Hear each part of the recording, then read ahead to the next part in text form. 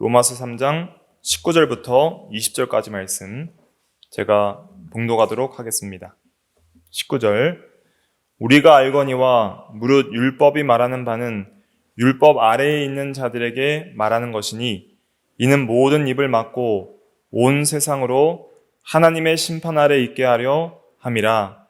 그러므로 율법의 행위로 그 앞에 의롭다 하심을 얻을 육체가 없나니 율법으로는 죄를 깨달음이니라. 아멘. 이 시간 말씀의 제목은 20절 말씀에 보면 율법으로는 죄를 깨달음이니라 그랬죠. 그래서 제목은 율법으로는 죄를 깨달음, 율법으로는 죄를 깨달음이란 제목으로 하나님 말씀을 증거하도록 하겠습니다. 율법이라는 것은 하나님의 법을 가리킵니다. 하나님께서 제정하신 법이 율법인데, 율법이라고 하면은 쉽게 여러분들 이렇게 생각하시면 돼요. 율법은 첫째로 생각할 때 십계명을 생각하시면 됩니다. 십계명이 하나님의 이 율법의 요약이고, 특별히 도덕법의 요약이 십계명입니다. 율법은 언제 주어지냐면 모세 시대 때 율법이 주어지게 됩니다.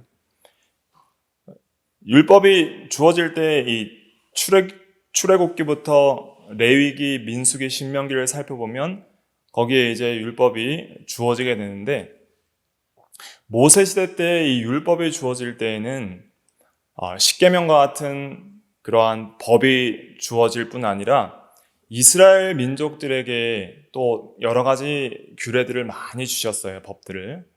그래서 율법을 크게 나누면은 이제 세 가지로 나누어서 좀 구분해 볼 수 있는데, 첫째가 도덕법이고, 둘째가 의식법이고, 셋째가 시민법입니다. 그래서 도덕법이라는 것은 하나님의 그 율법, 그 거룩하신 하나님의 성품이 반영된 하나님의 이 율법인데, 영원토록 모든 인간들이 지켜야 할 만고불변의 이 진리로서 주신 법인데, 그 법은 십계명으로 요약이 될 수 있습니다.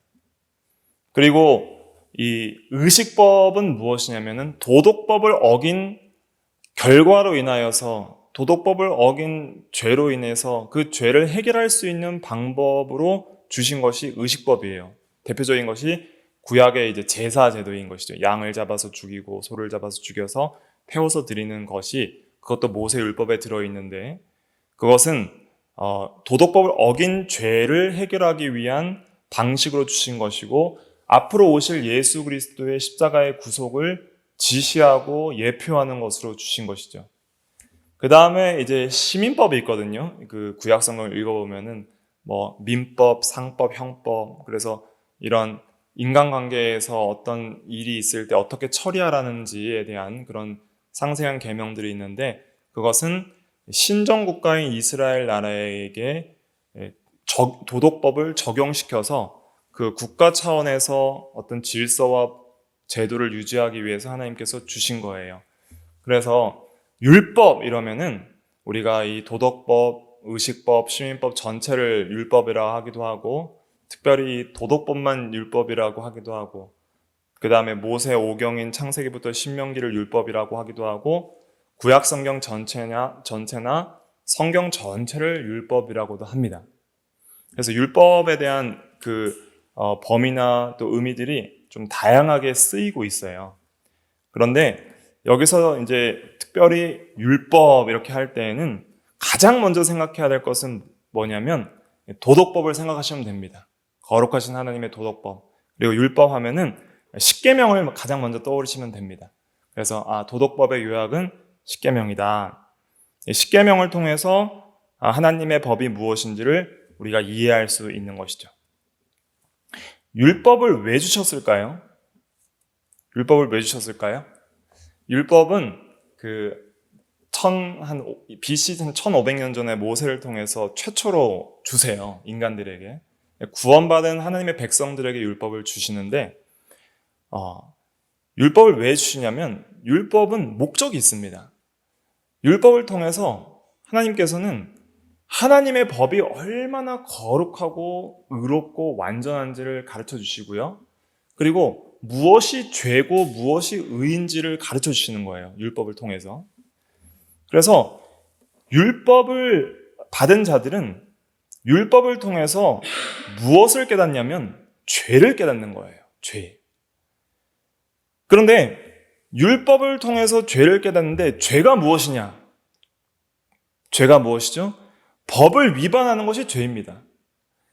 죄가 되려면은 법이 있어야 되는 거예요. 법이 제정되지 않으면은 죄가 죄일 수 없는 것이죠.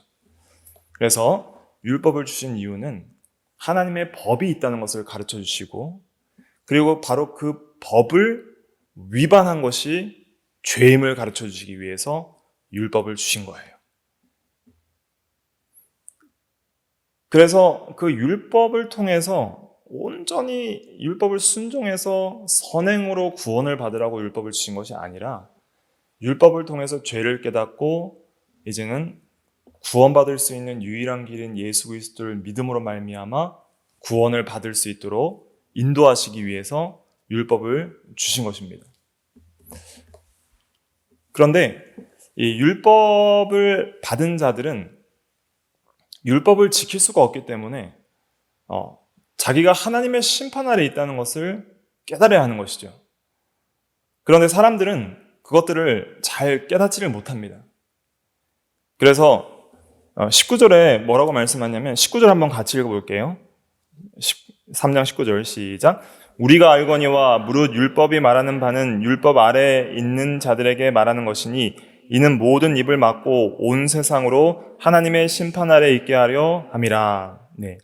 우리가 알거니와 무릇 율법이 말하는 바는 율법 아래에 있는 자들에게 말하는 것이니 그랬습니다. 율법이 말하는 바는 율법 아래에 있는 자들에게 말한다라는 말씀은 어떤 의미이냐면 율법 아래에 있는 자들은 누구죠? 율법 아래에 있는 자들은 모든 유대인과 이방인 전체가 율법 아래에 있는 자들입니다. 율법 아래에 있다는 것은 율법의 의무 아래에 있다 이런 뜻입니다.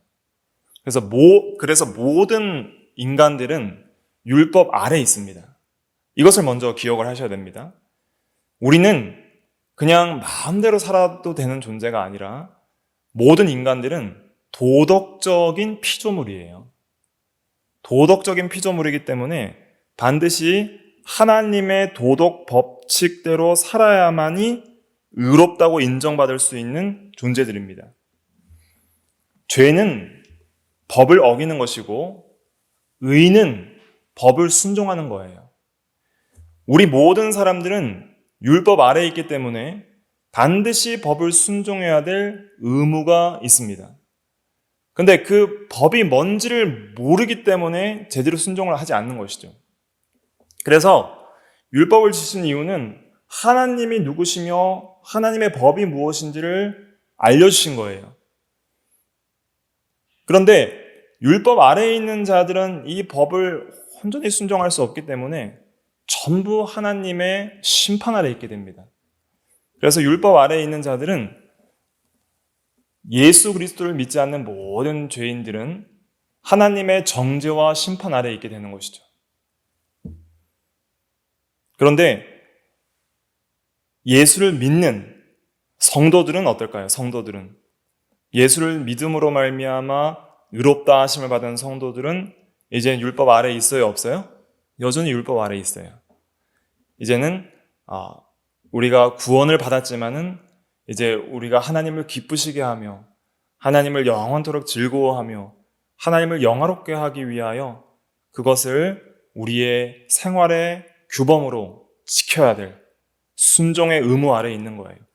그러니까 어떤 인간도 율법의 순종의 의무 아래에 있지 않는 인간들이 없습니다.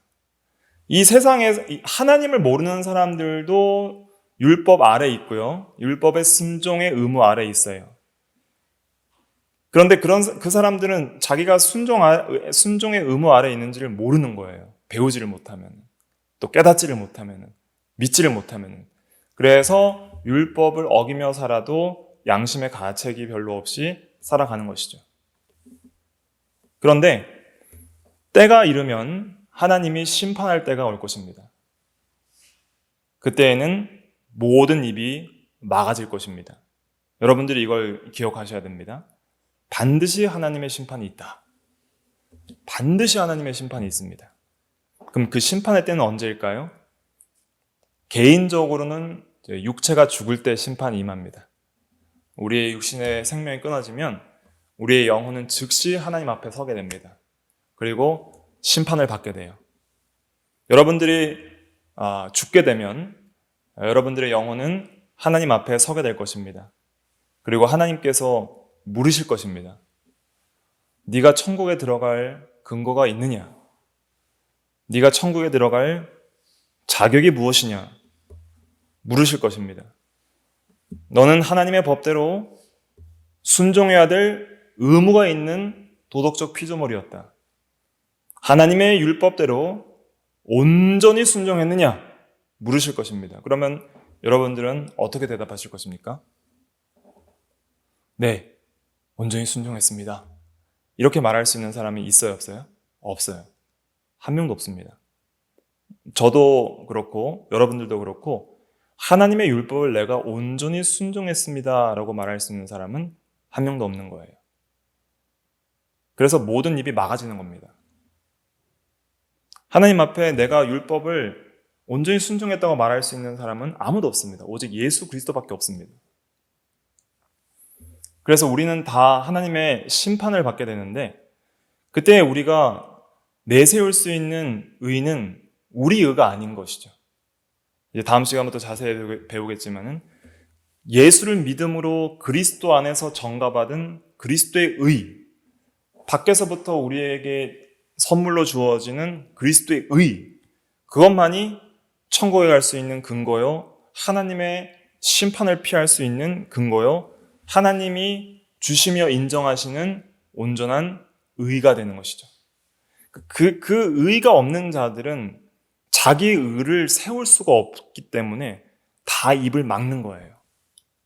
그래서 예수 그리스도의 의가 없는 모든 죄인들은 다 하나님의 심판대 앞에서 죄인이라 정죄를 받게 되어 있습니다. 너는 죄인이라 정죄를 받고 그 죄에 대한 형벌로 영원한 지옥의 형벌을 당하는 것이 마땅한 것이 바로 죄의 결과이다. 이렇게 이해를 하셔야 됩니다. 그래서 반드시 모든 입이 막아질 때가 있다는 것을 기억하십시오. 그런데 오늘날 많은 사람들이 입을 안 막고 있잖아요. 그 모든 사상에 이르기를 하나님은 없다 한다 그랬어요. 시편 4절에 보면은 시편 4절 말씀 같이 한번 읽어볼게요. 시작. 악인은 그의 교만한 얼굴로 말하기를 여호와께서 이를 감찰하지 아니하신다 하며 그의 모든 사상에 하나님이 없다 하나이다. 악인들은 하나님이 없다 합니다. 왜냐하면 하나님이 우리를 율법대로 지켜보고 감찰하시고 심판하지 않는다고 생각을 하기 때문이죠. 하나님은 우리의 마음을 다 보고 계십니다. 우리의 모든 마음의 생각과 말과 행동을 감찰하십니다. 주의 깊게 지켜보신다는 거예요. 그리고 절대 잊지 않으십니다. 오늘날은 증거가 불충분하면 죄를 물을 수 없잖아요. 그런데 하나님 앞에는 그런 증거 불충분으로 풀려날 수 있는 그런 법이 없어요. 증거가 완벽해요. 우리의 모든 죄의 증거는 하나님의 기억 속에 저장되어 있습니다. 그래서 모든 입이 막히는 거예요. 증거 불충분이지 않나요? 증거가 다 있는 거예요. 모든 입이 막혀요. 그리고 또 오늘날은 재판을 할 때 정상 참작이라는 것이 있습니다. 그래서 어느 정도 정상을 참작해서 형을 감면해 주는 것이 있고요. 또 1심에서 형을 많이 확정을 받아도 2심, 3심 갈 수 있고 항소심도 있고 재판을 다시 해서 이 첫 결과를 뒤집을 수도 있는 기회도 있습니다. 그리고 오늘날에는 이 심판에 있어서 변호사를 잘 고용하거나 또 우리가 정치적으로 잘 하면은 이 법을 잘 피해서 형량을 줄이는 그러한 사람들도 있는 것입니다. 그런데 하나님의 심판대 앞에서는 그런 게 전혀 통하지 않는다는 거예요. 아무것도 통하지 않습니다. 변호도 통하지 않고 뭐 증거 불충분도 통하지 않고 뭐 좀 이심 상심 뭐 항소심 할 수 있지 않습니까? 그런 것도 없어요. 그냥 즉결 심판이에요. 모든 것을 감찰하시고 아시는 하나님 앞에 모든 죄가 드러나게 되고 우리는 그대로 심판을 받게 되는 것입니다. 그러면 그 공의로운 심판대 앞에 우리가 섰을 때에 우리가 내밀 수 있는 그 의의 근거가 어디 있냐는 거예요. 그 심판을 피할 수 있는 근거가 어디 있냐는 거예요. 우리에겐 없다는 것입니다. 우리에겐 그 하나님의 심판을 피하고 정죄를 피하고 의롭다 하심을 인정받을 수 있는 근거가 우리에게 없는 것이죠. 모든 입이 막히는 거예요. 그리고 그 심판을 피할 수 있는 유일한 근거는 오직 믿음으로 받는 예수 그리스도의 의밖에 없는 것입니다. 그렇기 때문에 그리스도의 의가 우리에게는 유일한 구원의 소망이 되는 것이죠. 그런데 이 마지막 심판 때에는 모든 입이 막혀요. 개인적으로 죽어서 심판받을 때 입이 막히고요. 온 우주적으로도 예수님이 재림하셔서 심판하시면은 모든 죄인들의 입이 다 막힙니다. 그런데 오늘날 현재적으로는 아직 우리가 죽기 전까지는 구원의 기회가 있거든요. 하나님이 구원의 기회를 주시고 은혜의 기회를 주셨어요. 이때에는 믿지 않는 죄인들은 입을 열고 하나님을 모독하는 거예요. 모든 세상에 하나님이 뭔 나를 보시겠느냐. 하나님이 없다. 하나님이 나의 죄를 감찰하지 아니하시고 지켜보지 아니하신다 하면서 마음껏 죄를 지으면서 자기를 죄인으로 인식하지 않고 자기를 의롭게 생각하는 것이 죄인들의 그런 삶입니다. 그래서 모든 입으로 변명과 핑계를 하죠. 어쩔 수 없었다. 누구 때문에 죄를 지었다. 뭐 이러이러해서 그랬다. 이런 많은 변명들을 하는 것이 죄인들의 특징입니다. 현재적으로 입을 열고 죄인들은 많은 변명을 하지만은 마지막 심판대 앞에 설 때에는 모든 입이 막힐 거라는 거예요. 그런데 진정으로 하나님을 알고 그리스도를 믿는 성도들은 현재적으로도 모든 입을 막는 것입니다. 여러분들 이걸 기억하세요. 진짜 예수 믿는 성도들은 현재적으로도 모든 입을 막아요. 하나님, 저는 의롭습니다. 하나님 앞에 내세울 선이 있습니다.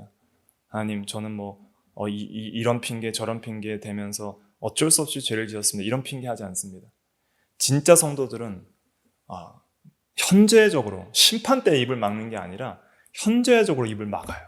주여, 나는 죄인으로소이다. 주님, 나는 죄인입니다. 모든 걸 인정하고 하나님께 자기의 죄를 고백합니다.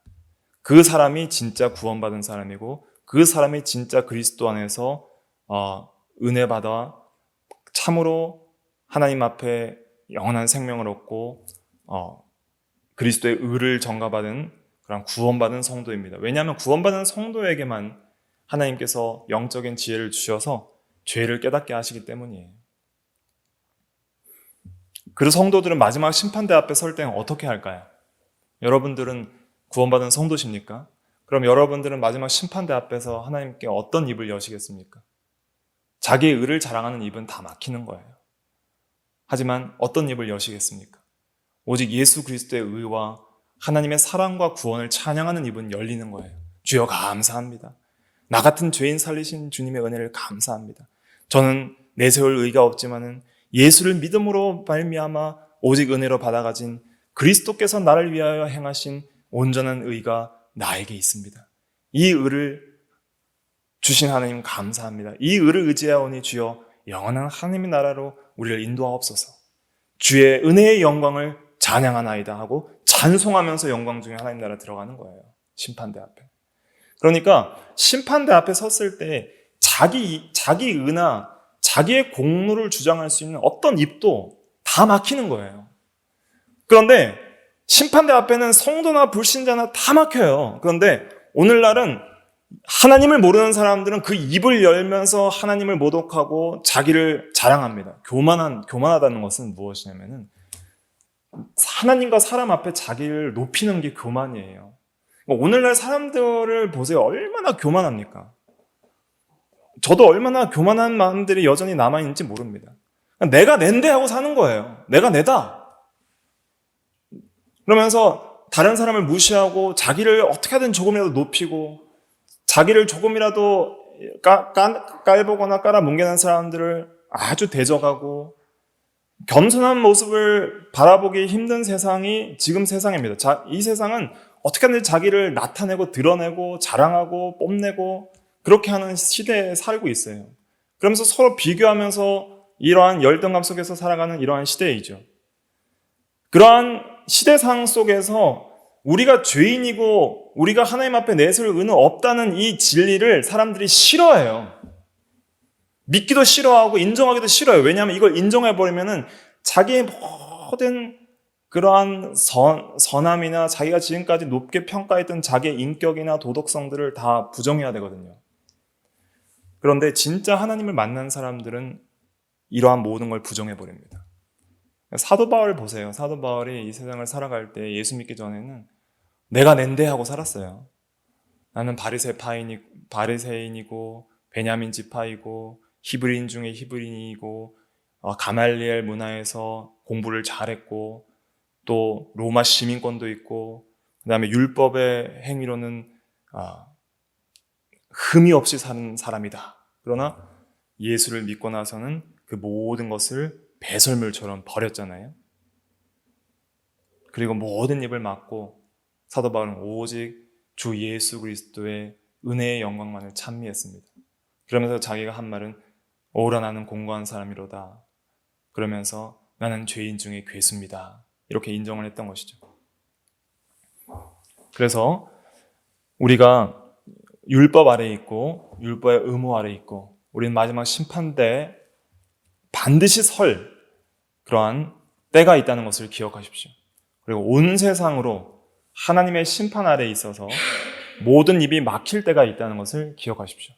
그 모든 입이 막힐 때 끝까지 막히는 자는 지옥에 갈 것이고 그러나 그 입을 열어서 하나님의 은혜의 영광을 찬미하는 자는 천국에 가는 거예요. 여러분들에게는 천국에 갈 수 있는 그 은혜의 영광을 찬미할 수 있는 근거가 있습니까?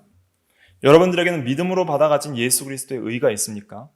그 의가 있다는 것이 중요한 것입니다. 그것이 예수를 믿음으로 구원받는 복음의 은혜이죠. 그래서 우리가 하나님의 심판이 있고 율법을 통해서 그 심판이 이루어진다는 것을 기억을 하고 항상 우리가 두렵고 떨림으로 하나님 앞에 살아야 할 것이고 하나님이 우리를 항상 보신다는 생각을 가지고 살아야 됩니다. 하나님이 없다는 사상이 죄를 짓게 만드는 거예요.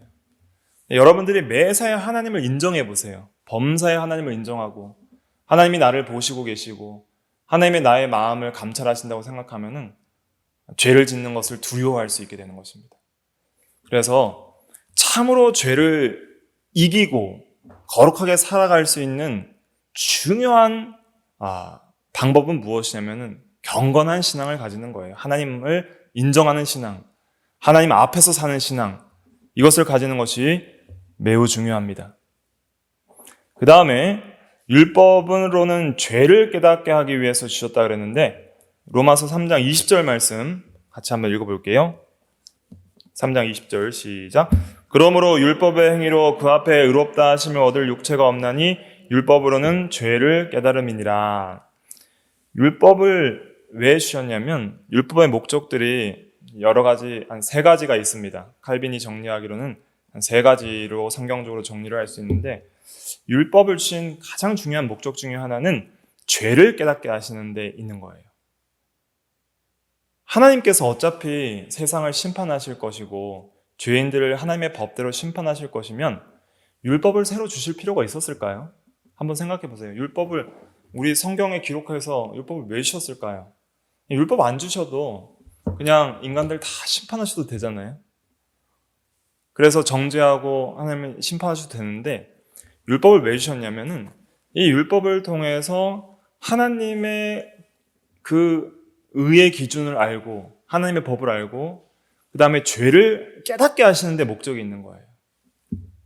그럼 왜 죄를 깨닫게 하시려고 율법을 주셨는가? 그것은 내가 죄인인 줄 알고 그 죄로부터 구원받을 수 있는 길을 찾으라는 거예요. 그래서 구원받을 수 있도록 인도하시려고 그리스도께 인도하는 선생으로서, 초등교사로서 율법을 주신 것입니다.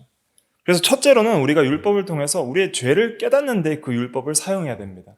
율법의 용도, 목적은 첫째가 죄를 깨닫는 데 있는 거예요. 율법을 볼 때마다 우리는 거울을 보는 것과 같습니다. 거울을 볼 때 우리 얼굴에 있는 여러 가지 흠이나 때나 이런 헝클어진 머리나 눈곱이나 이런 것들이 보이잖아요. 그러니까 깨닫게 되는 거예요. 율법을 보면서. 로마서 7장 7절에 보면 내가 율법을 알지 못하였더라면 죄를 알지 못하였을 것이다. 이런 말씀이 있거든요. 한번 찾아볼까요? 로마서 7장 7절. 로마서 7장 7절. 같이 읽어볼게요. 시작. 그런즉 우리가 무슨 말을 하리요? 율법이 죄냐? 그럴 수 없느니라. 율법으로 말미암지 않고는 내가 죄를 알지 못하였으니 곧 율법이 탐내지 말라 하지 아니하였더라면 내가 탐심을 알지 못하였으리라. 율법을 모르면 죄를 모르는 거예요. 근데 율법을 알게 되면 죄가 무엇인지 알게 되고 우리의 죄가 정죄되는 것이죠. 율법에 보면은 탐내지 말라는 계명이 있거든요. 몇 번째 계명이죠? 10번째 계명이죠. 10계명에. 내 이웃의 집을 탐내지 말라. 탐내지 말라는 계명을 잘 보세요. 다른 계명들은 어떤 외부적인 행위들이 좀 많이 내포되어 있지만은 탐내지 말라는 계명은 마음의 계명이에요. 마음으로 지켜야 될 계명이에요. 탐내지 말라는 게 밖으로 보이나요? 안 보이나요? 안 보이죠. 내 마음속만 알고 있는 거예요. 뭘 탐내는지 안 탐내는지. 그런데 내가 탐내는 것이 죄인 줄 몰랐는데 하나님의 계명이 탐내지 말라 하니까 이 탐심이 죄였구나. 비로소 알게 되는 것이죠. 오늘날은 탐내는 세상입니다. 이 SNS가 발달되고 유튜브가 발달되면서 모든 사람들이 스마트폰을 가지고 이제 자기의 어떤 못하는 건 안 드러내고 전부 자기 자랑만 드러내는 그런 시대에 살고 있으니까 사람들이 옛날에는 그런 건 모르고 그냥 동네에서 그냥 비슷한 사람들끼리 살 때는 그렇게 탐심이 없었는데 전 우주적 탐심을 가지고 사는 시대가 현대 시대예요. 전 세계적 탐심을 가지는 거예요. 가장 최고 부자, 가장 좋은 차, 가장 좋은 집, 가장 좋은 어떤 것들을 다 어린이부터 노년에 이르기까지 전부 바라보면서 그런 걸 갖지 못한 자기를 비하하고 자기가 행복하지 못하다고 생각하는 것이 한국 사람들의 대부분의 정서입니다. 행복지수가 굉장히 낮은 나라가 한국이에요. 왜 한국이 그렇게 경제가 발전되고 과거에 비해서 정말 잘 살고 세계 참 선진국의 대열에 있음에도 불구하고 이렇게 자기의 어떤 자존감이나 또 행복지수가 낮냐면은 탐심 때문에 그런 거예요. 한 예를 들면 돈을 탐하고 다른 사람의 것들을 탐하면서 그것을 갖지 못한 자기가 불행하다고 느끼기 때문에 그것이 여러 가지로 문제가 나타나는 것이고 여러 가지 행복지수가 낮아지는 것이죠. 그러니까 결국은 우리가 죄를 지으면 항상 불행해집니다. 죄의 결과는 반드시 비참과 불행으로 이어지는 거예요. 그러니까 탐내지 말라는 계명은 항상 자족하고 만족하고 감사하라는 거예요. 감사가 넘쳐야 됩니다. 성도는 모든 면에서 항상 감사하고 있는 바를 족하게 여기고 항상 자족하고 그렇게 살면은 마음의 평강과 기쁨이 넘치는 거예요. 다른 사람과 비교하면서 살 것이 아니라 하나님 앞에서 사는 게 중요해요. 하나님 앞에서 내가 하나님이 기뻐하시는 자가 되고 있는가? 하나님이 나를 기뻐하시고 하나님의 은혜를 받고 하나님이 기뻐하시는 삶을 사는가? 그리스도인들은 그 시선이 항상 육체 중심과 물질 중심과 세상 중심이 되면 안 되고 항상 하나님 중심이 돼야 돼요. 모든 사고방식과 가치관과 생각들이 항상 영적이어야 돼요. 영적이어야 돼요. 너무 육체적이고 너무 세속적이고 자기 중심이고 육체 중심이다 보니까 사람들이 죄에 쉽게 노출되고 죄를 짓고 비참하고 공고하고 가련한 생활을 하게 되는 것이죠. 탐심이 죄인지 모르고 탐내면서 사니까 불행해지는 것이고 하나님의 심판을 더하는 것이죠. 그러나 우리가 탐내지 말라라는 계명을 배울 때 탐심이 죄고 또 골로새서 3장 5절에 탐심은 곧 무엇이라 그랬어요? 우상 숭배라 그랬어요. 탐내는 대상이 하나님보다 더 사랑하는 우상이구나. 그것을 깨달을 때에 우리가 탐심이 죄라는 것을 깨닫고 탐심을 또 버려야 하는 것을 깨닫게 되는 것이죠. 그래서 이렇게 죄를 깨닫는 면이 첫째입니다. 율법이 죄라고 하지 않으면 죄를 모르는 거예요. 그래서 하나님께서 죄가 무엇인지를 가르쳐 주시고 그리고 내가 바로 그 죄를 짓는 죄인임을 깨닫게 해주시려고 이 율법을 주신 것이죠. 그러면 죄를 깨닫는데 그치라고 주신 것이 아닙니다. 죄를 깨달았으면 이제는 우리는 어떻게 해야 돼요? 그 죄로부터 우리를 구원해 주실 수 있는 유일하신 예수 그리스도를 믿어야 하는 것이죠. 탐심을 어떻게 버릴 수 있습니까? 내가 버려야지 한다고 버려지는 것이 아니에요. 탐심은 그것보다 더 좋은 것이 있을 때 버려져요. 그것보다 더 좋은 것이 있을 때 버려져요.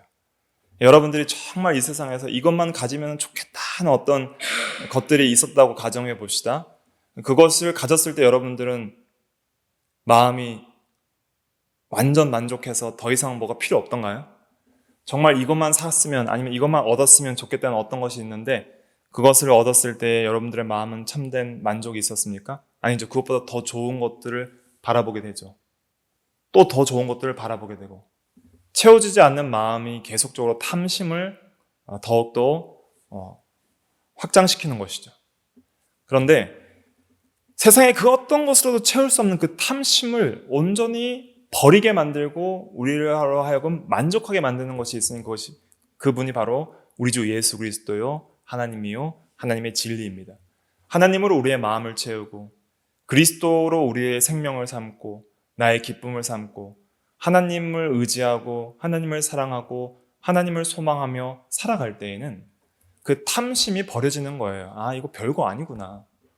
더 좋은 영적인 세계가 있고 더 좋으신 하나님이 있으니 나는 하나님 안에서 만족합니다.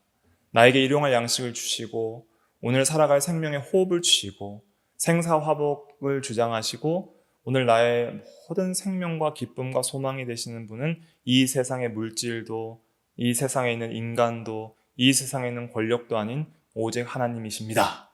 이 신앙 고백 안에서 우리가 하나님으로 실제적으로 우리의 마음을 채워야 돼요. 인격적으로 하나님을 만나야 돼요. 여러분들이 하나님을 믿고 하나님의 말씀을 믿고 순종하면 반드시 하나님께서 응답하십니다. 믿는 자에게 함께 하시고 순종하는 자에게 함께 하시고 기도하는 자에게 함께 하시는 거예요. 그렇게 함께 하시는 하나님을 만나고 그 하나님을 의지하며 그 하나님으로 기뻐하며 살 때 모든 탐심도 물러가고 모든 죄도 이길 수 있는 능력이 생기는 거예요. 오직 예수 그리스도를 참으로 믿는 자에게 이런 은혜들을 주십니다. 예수를 믿는 자에게 하나님이 함께 하시고 그 믿음 안에서 하나님을 찾고 순종하며 의지하는 자에게 하나님께서 모든 죄도 이길 수 있는 힘들을 주시는 것이죠. 그러니까 죄를 깨닫는 것으로 끝나서는 소망이 없습니다. 절망할 수밖에 없는 거예요. 율법으로 죄를 깨달으면 뭐 할 거예요? 뭐 할 겁니까? 그냥 죄인이라는 정죄밖에 더 되겠습니까? 여러분들이 율법의 거울을 봤어요. 아, 얼굴에 때가 있구나. 그 거울이 여러분들의 때를 씻겨줍니까? 아니죠. 가서 씻어야 씻겨지는 거예요. 물로 씻어야 때가 씻겨지는 것처럼 우리가 율법으로 죄를 깨달았을 때 그것으로 그치는 것이 아니라 이제는 우리의 죄를 씻고 우리의 죄를 이기게 할 수 있는 유일한 생명과 또 의신 예수 그리스도께 나아가서 그분을 믿고 그분께 순종하는 것이 우리의 죄로부터 구원받는 길이다 하는 것을 우리가 기억을 해야 됩니다. 그래서 율법의 그 용도 첫 번째는 죄를 깨닫게 하고 또 그리스도께로 인도하는 일을 하는 거예요. 예수 믿도록 인도하는 거예요, 율법이. 그래서 거울을 봤으면 아, 더럽구나. 씻어야겠구나. 어디로 가서 씻어야 돼요? 예수께로 가서 씻는 거예요. 예수님은 씻는 물이시요 우리의 영혼을 깨끗하게 하시는 유일한 구원자이심을 깨닫게 되는 것이죠. 그 다음에 또 부가적으로 율법의 두 번째 중요한 기능은 칼빈은 그의 기독교 강요에서 죄를 억제하는 거라 그랬어요. 율법이 꼭 우리를 구원하지 못한다 하더라도 우리 모든 인간들에게 꼭 필요합니다. 왜냐하면 율법을 통해서 죄를 억제하고 하나님을 두려워하는 마음으로 죄를 함부로 짓지 못하도록 율법이 죄를 억제하는 일을 하는 거예요. 그래서 오늘날도 우리 대한민국이나 이 세계의 나라의 법이 입법될 때도 이 십계명과 율법을 근거해서 거룩한 법이 입법되도록 우리가 힘을 써야 되고, 또 그러한 법이 입법될 수 있도록 가정과 학교와 교회에서 이 거룩한 하나님의 법들을 가르칠 수 있도록 해야 됩니다. 미국에서는 옛날에 그런 것들을 잘 가르쳤는데 그런 것들을 다 폐지하니까 온통 이제 뭐 간통하고 뭐 동성애하고 이래도 상관없는 나라가 돼가고 있잖아요. 우리나라도 간통법도 폐지되고 뭐 동성애도 합법화하려고 하고 동성 결혼도 뭐 합법화하려고 하고, 그러한 일들이 일어나는 것은 이 거룩한 도덕법들이 이제는 제거되고 죄를 억제하는 법의 역할들이 상실되기 때문입니다. 이러한 시대일수록 우리가 거룩한 하나님의 법을 잘 연구하고 우리가 또 그 법대로 순종하면서 이 법을 잘 가르치고 후대에도 가르쳐서 이 법대로 살아갈 수 있도록 교훈하여서 죄를 억제하는 일들이 있어야 되는 것이죠. 그래서 불신 세계에서도, 믿지 않는 세계에서도 죄가 억제되는 역할이 있고 우리 성도에게 있어서도 죄를 억제하는 역할들을 많이 해요. 그래서 여러분들이 일주일에 한 번이라도 교회에 나와서 십계명 읽으시면 그래도 일주일 동안 좀 더 죄가 억제되는 거예요. 좀 더 죄를 지으면 안 되겠다는 생각을 하고 가시는 거라고요. 그것만으로도 율법은 죄를 억제하는 역할들을 하고 있는 것입니다. 그러나 그 죄를 억제하는 걸로 충분하지가 않아요, 성도에게는. 반드시 이제는 하나님이 기뻐하시는 순종의 삶을 살아가야 됩니다. 그래서 율법의 세 번째 목적은 하나님이 정말 기뻐하시는 뜻이 무엇인지를 드러내고 하나님을 사랑해서 순종할 수 있도록 인도하는 역할을 하는 것이죠. 이제 구원받은 성도들은 죄를 깨닫고 그리스도를 믿음으로 구원받아서 단순히 율법을 통해서 죄만 억제하는 것이 아니라 이제는 하나님을 기쁘시게 하기 위해서 하나님의 정말 기뻐하는 뜻이 무엇인지를 알아서 하나님을 기쁘시게 하고 하나님을 영화롭게 하기 위해서 우리가 율법을 자원하는 마음으로 순종해 나가야 하는 것입니다. 그래서 하나님의 기뻐하는 뜻, 그것이 무엇인지를 드러내는 것이 율법의 제3용법입니다. 그래서 율법은 모든 성도들의 생활의 규범이 되는 거예요. 우리는 반드시 율법대로 살아야 됩니다. 예수 믿는 성도들은 율법대로 살아야 될 절대 의무가 있습니다. 그리고 그 율법은 어떻게 순종할 수 있냐면 하나님을 사랑할 때 순종할 수가 있는 것이죠. 요한복음 14장 15절에 너희가 나를 사랑하면 나의 계명을 지키리라 그랬습니다. 여러분들이 하나님을 정말로 사랑하시면 하나님을 사랑할 뿐 아니라 하나님의 모든 말씀들을 사랑하게 되어 있습니다. 그래서 이 십계명의 율법은 사랑하지 않으면 지킬 수 없는 법이에요. 하나님을 사랑해야지 지킬 수 있고요. 이웃을 사랑해야지 지킬 수 있는 법이 십계명입니다. 그러므로 우리가 구해야 될 것은 무엇입니까? 하나님을 사랑하는 마음을 달라고 간절히 구해야 됩니다. 왜냐하면 우리는 별로 그렇게 하나님을 사랑하지 않을 때가 시시때때로 있잖아요. 하나님보다 자기와 세상을 사랑할 때가 시시때때로 있잖아요. 그러니까 우리가 참으로 마음과 뜻과 목숨과 힘을 다해서 주 우리 하나님을 사랑하고 내 이웃을 내 몸과 같이 사랑할 수 있는 마음을 주시옵소서. 그리하여서 하나님이 우리를 구원하시는 목적대로 정말 하나님의 율법을 온전히 지켜나갈 수 있도록 우리의 삶을 인도하여 주시옵소서. 그렇게 기도를 해야 됩니다. 그렇게 간절히 기도하며 의지하며 살아갈 때에 하나님께서 놀랍게 함께하여 주셔서 이 율법들을 순종할 수 있는 의지와 힘을 주시는 거예요. 그때 비로소 우리는 정말 하나님이 나와 함께 하시는구나를 깨닫게 될 것입니다. 여러분들이 의롭게 살 때에, 거룩하고 의롭게 율법대로 순종하고 살 때에 정말 하나님의 사랑 안에 거할 수 있어요. 여러분들은 한 주간 사시면서 정말 하나님과 함께 동행하며 하나님의 사랑 안에 사는 경험들을 하시고 사셨습니까? 그러한 삶을 살아가는 게 중요해요. 그런데 율법을 순종하지 않으면은 하나님과 동행하는 삶을 살지 못하는 것이고 하나님과 함께함을 경험하지 못하는 것입니다. 내가 정말 하나님을 사랑해서 하나님의 계명을 마음과 뜻과 목숨과 힘을 다하여 순종하며 살려고 할 때에 그때 하나님께서 은혜를 주시고 함께해 주시는 것이죠. 그때 성도의 참된 기쁨이, 행복이 거기에서 나오는 거예요. 순종이 곧 우리의 행복이 됩니다. 왜냐하면 순종하는 자에게 하나님이 함께 하시기 때문입니다. 그래서 오늘 말씀을 정리해드리면, 우리는 첫째로 하나님의 법 아래에 있다. 그래서 뜻은 우리는 하나님의 법을 순종해야 될 의무가 있는 도덕적 피조물이라고 그랬고요. 반드시 그 율법대로 심판받을 때가 있다 그랬습니다. 개인적으로는 육체가 죽을 때 심판을 받고요. 또 전 우주적으로는 예수님 재림하실 때에 모든 사람들이 다 하나님의 심판대 앞에 서게 됩니다. 성도든 불신자든 서게 되고요. 그때 모든 입을 놀렸던 악한 자들도 하나님의 심판 앞에 어떤 변명도 변호도 하지 못하고 다 죄를 인정할 수밖에 없고, 아무 변호도 못하고 입을 막는다는 거예요. 그러니까 입을 막는다는 것은 핑계할 수 없다는 것이죠. 그렇다면 우리는 어떻게 해야 되는가? 율법으로 죄를 먼저 깨달아야 되고요. 예수를 믿어야 됩니다. 그리고 율법이 죄를 억제하는 그러한 역할을 따라서 죄를 이제는 억제하며, 특별히 또 죄를 짓지 않고 적극적으로 이제 율법을 순종하는 데까지 나아가서 항상 하나님을 기쁘시게 하며 하나님과 동행하는 삶을 살아가야 되는 것이죠. 그것이 구원받은 성도의 참된 신앙생활이다 할 수가 있겠고, 참으로 예수 믿는 성도라면 반드시 율법을 순종하기를 기뻐할 수밖에 없다. 그런 기뻐할 수 있는 은혜를 달라고 우리가 기도해야 됩니다.